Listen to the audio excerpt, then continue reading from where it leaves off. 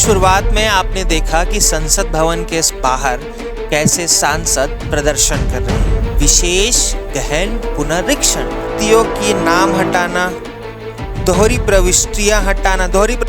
हटाए जाने वाले नाम है वो है 35.5 लाख। अनुच्छेद 324 चुनाव आयोग को स्वतंत्र और निष्पक्ष चुनाव सुनिश्चित करने का अधिकार देता है, क्योंकि 11,000 ऐसे वोटर है जो नॉन ट्रेसेबल है। Non traceable in the sense कि उन 11,000 का कोई हिसाब किताब नहीं है।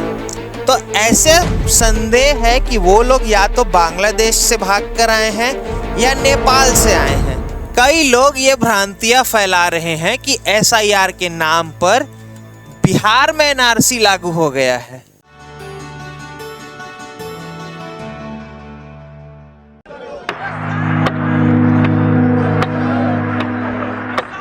वीडियो की शुरुआत में आपने देखा कि संसद भवन के बाहर कैसे सांसद प्रदर्शन कर रहे हैं, और प्रदर्शन जिस बात को लेकर हो रहा है आज हम उसी बात को लेकर चर्चा करने वाले हैं।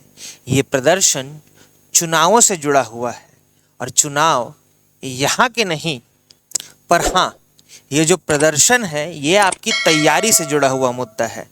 जी हाँ, आज हम बात करने वाले हैं बिहार में हो रहे SIR यानी कि स्पेशल इंटेंसिव रिवीजन, विशेष गहन पुनरीक्षण।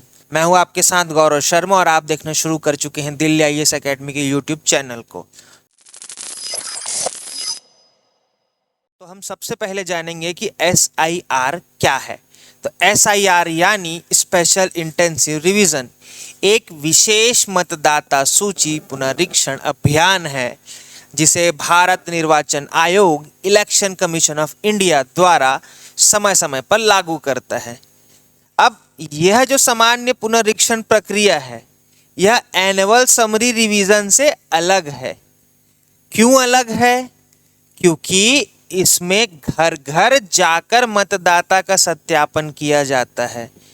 ये जो एनुअल समरी रिवीजन है इसमें मतदाता जाकर अपना ID चेक करवाता है। इसका उद्देश्य क्या है? मृत व्यक्तियों की नाम हटाना, दोहरी प्रविष्टियां हटाना। दोहरी प्रविष्टियां हटाने इन द सेंस कि भाई जैसे मेरा नाम अगर मुंगेली विधानसभा में है और मैं बिलासपुर में रहता हूं और मेरा नाम बिलासपुर विधानसभा में भी है, तो भाई मैं तो वोट एक ही जगह दे पाऊंगा ना, लेकिन मेरा नाम तो दोनों जगह की मतदाता सूची में जुड़ा हुआ है। ठीक, या फिर मैं बिलासपुर ही विधानसभा का एक व्यक्ति हूं और मैं पहले रहता था गांधी चौक में, अभी वर्तमान में मैं आ गया हूं उसलापुर में। अब आप ये समझिए कि मेरी विधानसभा तो बिलासपुर ही है, लेकिन पहला मेरा नाम जुड़ा था गांधी चौक तरफ, तो वहाँ का भी वोटर ID में, वहाँ के भी वोटर लिस्ट में मेरा नाम हो गया उस वार्ड के। अब मैं मंगला आ गया हूँ, मंगला का भी जो वार्ड है उस वार्ड में भी हो सकता है मेरा नाम जुड़ गया हो या मैं जुड़वा लिया हूँ क्योंकि मुझे यहाँ वोट देना है। अब यहाँ तो मेरा नाम जुड़ गया लेकिन यहाँ नहीं जुड़, यहाँ से नहीं कटा। तो ऐसी स्थिति में ये होता है, दोहरी प्रविष्टियां का हटाना है तो अब भाई मेरा नाम एक जगह होगा, या तो यहाँ या तो यहाँ। अब वो मुझे चूज करना है, लेकिन चूज मुझे करना है, लेकिन उसमें भी एक शर्त है, मैं जहाँ का निवासी होऊंगा वहीं पर मुझे वोट देना है। तो भाई मैं चूंकि मंगला में रहता हूँ तो मेरा नाम यहाँ रहेगा और यहाँ से कट जाएगा। गलत जानकारी सुधारना, आपको एक और उदाहरण देता हूँ। जैसे मेरा नाम है गौरव, GAURAV, कई लोग अपनी स्पेलिंग लिखते हैं GOURAV। गौरव वो भी है, गौरव ये भी है। एक उदाहरण के तौर पे बता रहा हूं। अब चूंकि मेरा नाम हो सकता है GOU हो गया होगा, लेकिन मेरे सारे डॉक्यूमेंट्स में GAU है, तो ऐसी गलतियों को सुधारने के लिए इस प्रक्रिया को अपनाया जाता है। उसके बाद अवैध रूप से दर्ज नाम निकालना। कई नाम ऐसे होते हैं जिनको कुछ नेतागण अपने वोटों के लिए अवैध रूप से नाम जुड़वा लेते हैं। ये सत्य है कि भारत में अवैध नाम जुड़ते हैं, तो इनको भी चुनाव आयोग बिल्कुल ध्यान देता है कि अवैध तरीके से कोई वोटिंग ना हो, ताकि जो चुनाव प्रक्रिया का जो निष्पक्ष एक आचरण है उस आचरण की मर्यादाओं को बनाए रखने के लिए चुनाव आयोग SIR की उपयोग करता है। और नए योग्य मतदाताओं को जोड़ना। अब जैसे आप मान लो नए मतदाता हैं तो आपका भी नाम इसके तहत जोड़ा जाएगा। भारत में एसआईआर की प्रक्रिया कई बार हुई है, लेकिन यह मुद्दा बना जब बिहार में इसका शुरुआत हुआ। तो बिहार में जो शुरुआत हुआ वो 2024-25 में हुआ। क्यों हुआ? क्योंकि बिहार में नवंबर 2025 में विधानसभा चुनाव प्रस्तावित है, जिसके कारण मार्च 2024 में इसकी शुरुआत हो गई। अब एसआईआर में क्या क्या है? तो इसमें कुल 6.6 करोड़ मतदाता हैं बिहार में, जिसमें हटाए जाने वाले नाम हैं वो है 35.5 लाख, जिनमें से 17.5 लाख दोहराव है। दोहराव मतलब मंगला चौक, गांधी चौक, मुंगेली विधानसभा, बिलासपुर विधानसभा, ऐसे लोग हैं। 12.5 लाख की मृत्यु हो गई है और 5.5 लाख लोग प्रवासी हैं। प्रवासी है इन द सेंस कि भाई वो दूसरे प्रदेशों में या दूसरे देशों में जाकर बस चुके हैं, वहाँ की नागरिकता और जिन प्रदेशों में जाकर बसे हैं वहाँ पर उनका निवास प्रमाण पत्र भी बन गया है या वहाँ के वो मूल निवासी हो गए हैं, परंतु उन्होंने इसे संशोधन नहीं कराया है बिहार में, जिसके नाम से वो बिहार के मतदाता तो हैं। तो इन नामों का संशोधन करना है, तो जिसके लिए इस एसआईआर का प्रयोग किया जा रहा है। अब इसको होने के बाद राजनीतिक और संवैधानिक हलकों में नया बहस जारी हो गया। बहस क्या जारी हुआ कि भैया ये किस आधार पर लागू हो गया। तो मैं आपको बता दूं कि किस आधार पर लागू होता है। एसआईआर की प्रक्रिया चुनाव आयोग के निर्देशों और अधिकारों के अंतर्गत होती है। यह मुख्य रूप से निम्न बिंदुओं पर आधारित है। पहला, बूथ लेवल ऑफिसर बीएलओ द्वारा घर घर जाकर सत्यापन किया जाता है। घर घर जाकर जब सत्यापन करता है तो वो किस चीज़ का सत्यापन करता है? वोटर आईडी का, आधार का, राशन कार्ड का, जन्म प्रमाण पत्र का।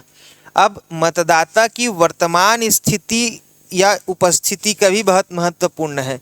क्यों? क्योंकि हमने पिछले स्लाइड में कहा 5.5 लाख प्रवासी, 12.5 लाख मृत। तो इन सब चीज़ों के लिए वोटर आईडी कार्ड, आधार, अगर कुछ गलत होता है राशन कार्ड, कहाँ के आप रहने वाले, जन्म प्रमाण पत्र, आप जिंदा हो कि नहीं हो, मतदाताओं की वर्तमान उपस्थिति, भाई यहाँ रहता है कि दूसरे देश में या दूसरे प्रदेश में जाके रहता है। आयोग द्वारा फॉर्म 678 के जरिए संशोधन है, नाम हटाने या जोड़ने की प्रक्रिया होती है। चुनाव आयोग द्वारा फॉर्म 7, 6, 7, 8, जब आपने अपना वोटर आईडी बनवाया होगा तो आपने ये फॉर्म भरा भी होगा। आगे बढ़ते हैं। संविधान में इसका उल्लेख है कि नहीं है? एसआईआर शब्द का संविधान में सीधे उल्लेख नहीं है, लेकिन इसके संदर्भ में प्रावधान है। प्रावधान क्या है? यह मुख्य रूप से 3 बिंदुओं पर आधारित होता है। अनुच्छेद 324 चुनाव आयोग को स्वतंत्र और निष्पक्ष चुनाव सुनिश्चित करने का अधिकार देता है। तो चुनाव आयोग को जब सुनिश्चित और निष्पक्ष चुनाव करने का अधिकार देता है तो चुनाव आयोग इस प्रक्रिया का उपयोग करती है। Representation of the people act, representation of the people act 1950 के धारा 15 से 23 मतदाता पंजीकरण, नाम जोड़ना, हटाना और सुधारना, ये है संविधान में इसका प्रावधान। आरपीए एक्ट 1951 चुनाव प्रक्रिया और आहर्ता को नियंत्रित करता है ताकि फर्जी वोट ना हो। चुनाव आयोग की जो मर्यादा है, आचार संहिता की जो मर्यादा है, उसे पालन किया जा सके। सुप्रीम कोर्ट ने हाल ही में कहा कि आधार, वोटर आईडी और राशन कार्ड जैसे दस्तावेज पहचान के लिए पर्याप्त माने जाने चाहिए। फिर भी इस पर विवाद जारी है। बिहार में नवंबर में होंगे विधानसभा चुनाव। अब बिहार में इस एसआईआर को लेकर तीव्र राजनीतिक विवाद खड़ा हो गया है। विवाद क्यों है? क्योंकि 11,000 ऐसे वोटर हैं जो नॉन ट्रेसेबल हैं। Non traceable in the sense कि उन 11,000 का कोई हिसाब किताब नहीं है। संदेह है कि वे अवैध बांग्लादेशी या नेपाली प्रवासी हो सकते हैं। अब ये जो आप बोल रहे हैं कि नॉन ट्रेसेबल है, सर ये होता क्या है? नॉन ट्रेसेबल का अर्थ ये होता है कि भाई जैसे एक उदाहरण के तौर पे दे रहा हूँ, भाई आपका जन्म हुआ, आपके पास जन्म प्रमाण पत्र है, आपने पहली कक्षा में प्रवेश लिया, आपके पास आपका भर्ती होने का प्रमाण पत्र है, आपने 5वीं पास किया, आपके पास आपका उसका प्रमाण है, आपने 8वीं पास किया, आपका उसका प्रमाण है, आपके पास आधार कार्ड है, आपके माता पिता का राशन कार्ड है, आपके माता पिता का भी सभी चीज़ों की जानकारी है।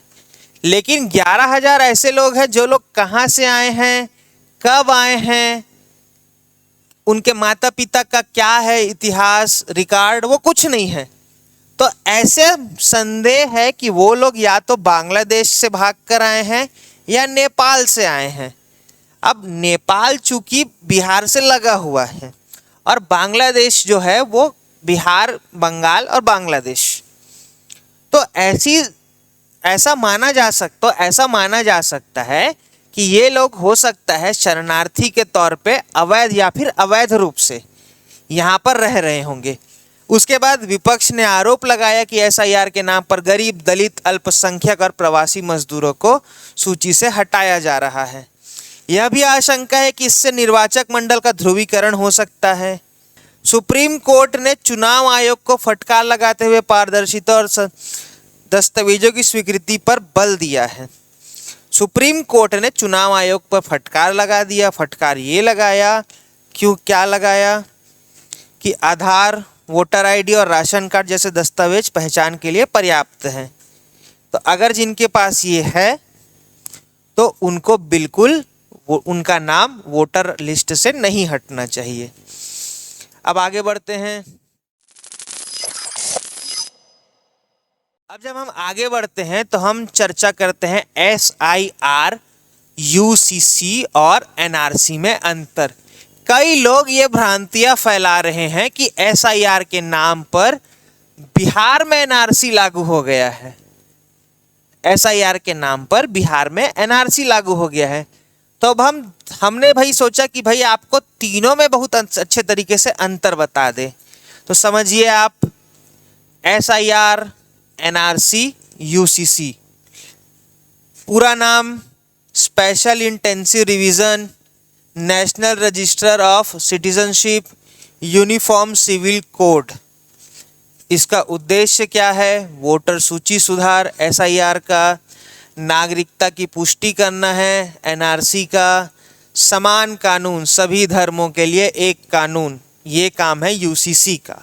अब इसका कानून के आधार क्या है? रिप्रेजेंटेशन ऑफ पीपुल एक्ट, ठीक है, सिटीजनशिप एक्ट 1955 है और संविधान अनुच्छेद 44 डीपीएसपी।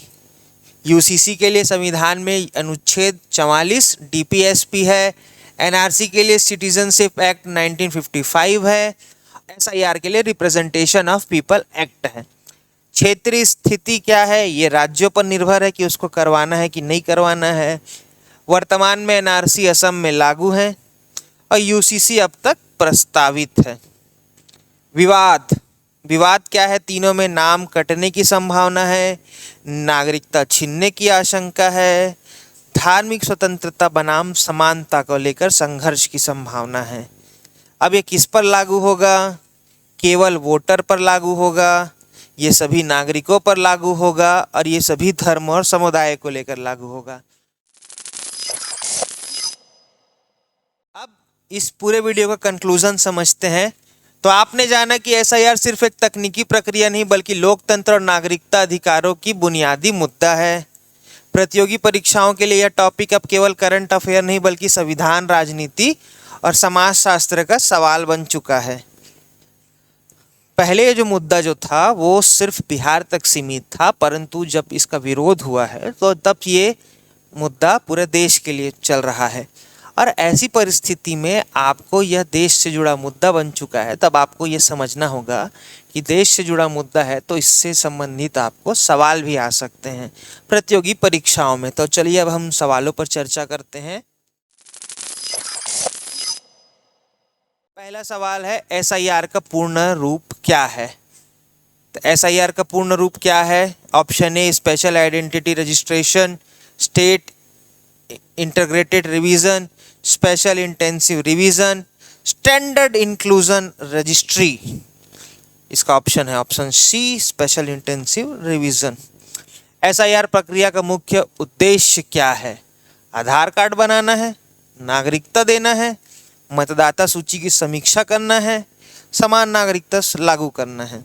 आपको बेहतर तरीके से इसके उत्तर पता है। आगे है, भारत में चुनाव आयोग को एसआईआर लागू करने का अधिकार कहाँ से प्राप्त होता है?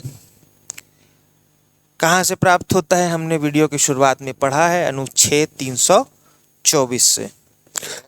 अगला प्रश्न है, निम्नलिखित में से कौन सा दस्तावेज एसआईआर में मतदाता की पहचान के लिए मान्य नहीं है?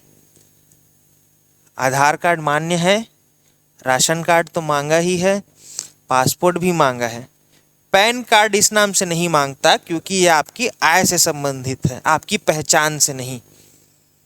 अब एनआरसी और एसआईआर में मुख्य अंतर क्या है? एसआईआर नागरिकता सिद्ध करता है, नहीं। एनआरसी केवल मतदाताओं के लिए होती है, नहीं। एसआईआर वोटर लिस्ट से जुड़ा है, एनआरसी से नागरिकता से, सही। दोनों समान है, गलत। एसआईआर वोटर लिस्ट से जुड़ा है, एनआरसी नागरिकता से जुड़ा है। एसआईआर की प्रक्रिया में बूथ लेवल ऑफिसर की भूमिका क्या होती है? इसका उत्तर है बीएलओ मतदाता की शारीरिक उपस्थिति कि भाई जिंदा है कि नहीं, निवास और दस्तावेज यहीं रहता है कि नहीं, दस्तावेज कि भाई आधार कार्ड है, वोटर लिस्ट में नाम है, और भी जो जानकारी है वो सब देखता है, और फॉर्म 678 के आधार पर संशोधन करता है। एसआईआर प्रक्रिया किन दस्तावेजों के आधार पर मतदाता की पहचान करती है?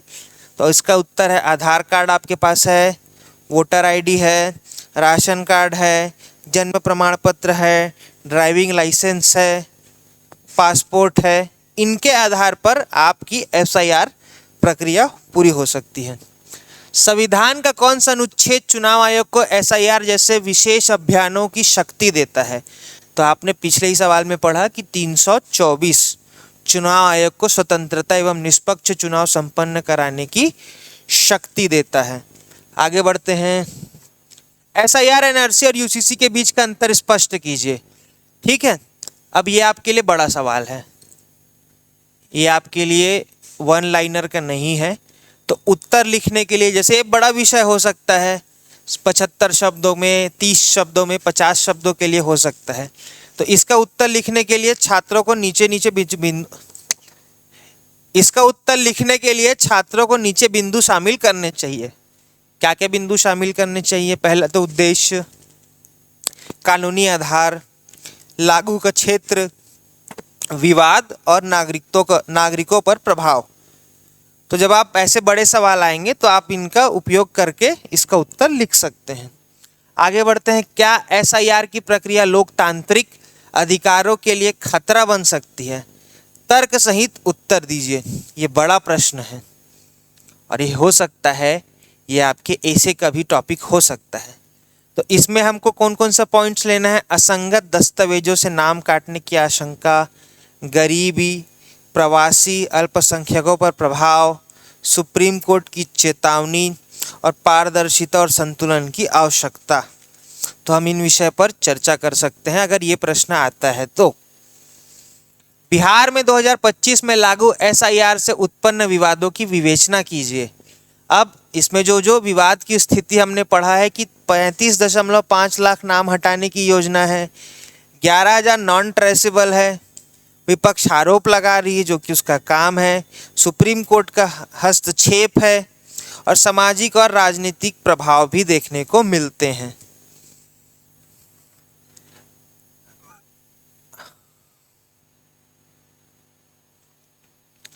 तो इस प्रकार इस वीडियो के माध्यम से हमने एसआईआर प्रक्रिया को समझने का प्रयास किया।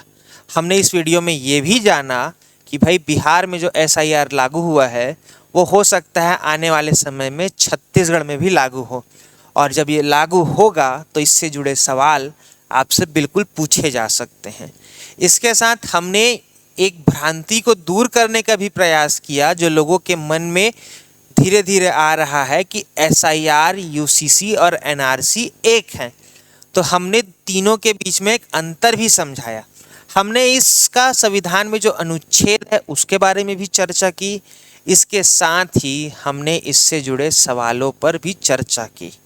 तो इस वीडियो के माध्यम से मैं उम्मीद करता हूं कि हमने आपको SIR प्रक्रिया को पूरी तरह से समझाने का प्रयास किया, जिसमें आपको इस विषय की जो जानकारी है वो समझ भी आई हो। ऐसे ही और जानकारी भरे वीडियो के लिए आप दिल्ली IAS के चैनल को लाइक कीजिए, सब्सक्राइब कीजिए। वीडियो आपको पसंद आए तो इसे आगे शेयर भी कीजिए, क्योंकि जानकारी जानना ज़रूरी है और जानकारी सबसे पहले आपको मिलनी चाहिए। तब तक के लिए नमस्कार।